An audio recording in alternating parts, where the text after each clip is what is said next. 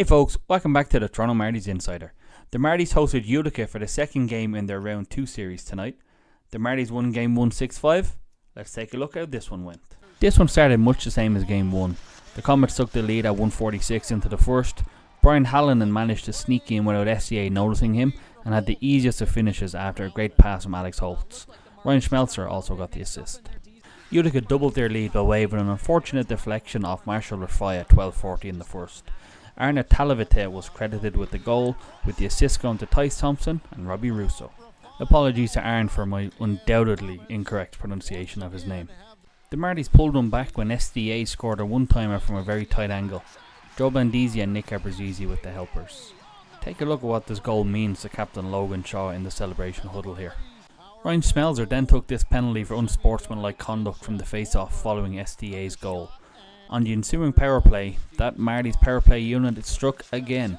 Kyle Clifford rolled back the years with a beautiful goal to even things up. Alex Steeves and Topi Nimela with the assists. It was all pretty much downhill from this point as a Marlies fan. The Comets were scored 3 unanswered goals in the second and had 2 further in the third. As painful as it is, let's take a look. As they turn back around, 2-on-1, back on Petrozelli, scores! Had a 2-on-1 setting up there, but couldn't take advantage of it. Pino gets it back out front, great chance, scores, and that one looked awfully easy. Down the left side, Pino with a step, scores! Easy. Well, that definitely wasn't easy to watch. I can only imagine what it felt like to play or coach in. Let's hear from Captain Logan Shaw and head coach Greg Moore. At what point do you feel that it got away from you guys and you couldn't, make the comebacks that you usually can? I'd say probably not to the third. I mean, we believe in our team. Maybe 6-2 with 10 minutes left is probably tough, but I think 5-2 in the third period, 20 minutes, anything can happen. We don't lose faith in our team, and right now it's just one more game. That's kind of what the playoffs is all about, the highs and the lows. How do you personally manage those emotions? Just be positive. We got to learn from it. Obviously, there's some things that we could, sharpen up, but there's no 2 points in playoffs. It's just, we won the first game, lost the second one. It's a good series, right from the start. We thought it was going to be tough and kind of go the distance, so that's it's fine. What's kind of the message that you and the other experienced guys give to those players who are in their first playoffs at the pro level? Have fun, play hard. Don't let the noise distract you, and just enjoy it. I think we have a good group in there, a good group of guys. Everyone kind of, plays the right way, and when we don't, bad things happen. So I think for us, it's okay to make mistakes, but just learn from them and just keep working hard. Even though it was 7 goals, a lot of the bounces were kind of weird, and then a lot of kind of rebound goals. What's the message to Keith Petrozelli, who has been solid all season? Yeah, there's nothing to say to him. We got to win both nets. Tonight, obviously, we didn't win the battles around our net, and nothing bad to say about Keith. Obviously, we have to be better in front of him. I know he'll bounce back for us next game. Is it good, since it is a playoff series, that it's just, you forget about it and just move on very quick? Yeah, you can think about it tonight if you want. I'm sure we'll watch some video about it on Monday, and then after that, that's it. It's done, and we'll get ready for Wednesday night.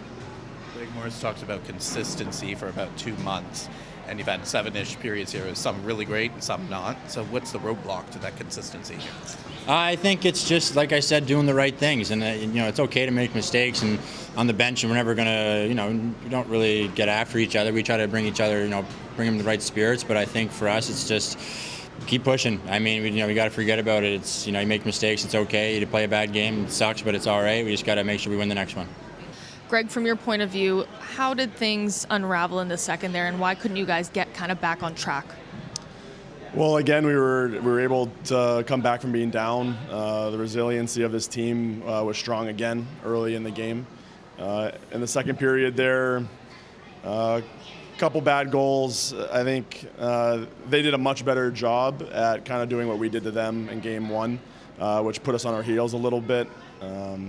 We knew they were going to come out with a response and play much harder and have a better process than Game 1. We just struggled to find momentum, especially in the second period. They did a really good job of hemming us in our D zone and then changing in their offensive zone, which they got to play against tired players while they were fresh. So that was really hard in some of those sequences. We just needed to break that a little bit earlier and find our way out of it. The playoffs are all about the highs and the lows. So how do you manage the emotions of the group, especially for the guys where it's their first pro playoff experience? There's a lot of great voices on the bench, our leadership. They're all saying the right things. I don't think our team at any point today got down on themselves. Obviously, the score is what it is, but I don't think it's a reflection of where our team's mentality is at or our emotions are at. We're going to stay positive. It's a series for a reason. It's a one game or one-off game. So I think the whole hockey world's been talking about goldfish. So we'll try and put that behind us quick and get on to the next game. The next game isn't till Wednesday, so as a coach, do you kind of prefer having those days to go over video and get prepared, or do you kind of like, getting right into it? There's pros and cons to both. After a game like this, it would be nice to get right back into it, but it also gives you time to break it down thoroughly and make sure that our plan going into Game 3 is strong, and we hit the message home with our players. So we'll take advantage of the 2 days here and get ourselves ready. Will a game like this kind of lead to a lot of discussion amongst the staff about the lineup? Every game we talk about the lineup. So of course we're going to talk about it. We'll see. We'll break down the video. We'll reassess and sleep on it and discuss it next couple days. What went into the decision to keep Keith in there for the third period? I mean, in Game 1 we came back down by 3, so I didn't want to take him out of it. He did a really good job after being down early 3-0 to come back in and then played strong throughout. Obviously, there was more offense by them there in that third, so at that point we took him out. But going into the third, I didn't feel like, we had the belief in our team that we could still have time to come back, and I wanted Keith to have the opportunity. And is there anything you'd like say to him after a game like this, a really tough one? Yeah, I mean, after games like this, I think emotions are at a certain place, and you want to let things kind of cool down, and we'll chat the next couple days. But I'll let him process the game himself right now. When and how do you decide if he starts the next game or not? We have 3 days to talk about it, so we'll see. Up next, the Marlies head to Utica for a couple of games at the Adirondack Bank Centre. The first one being on Wednesday at 7. Although that was hard to watch, thanks for doing it anyway. And if you liked our coverage, please make sure to like and subscribe.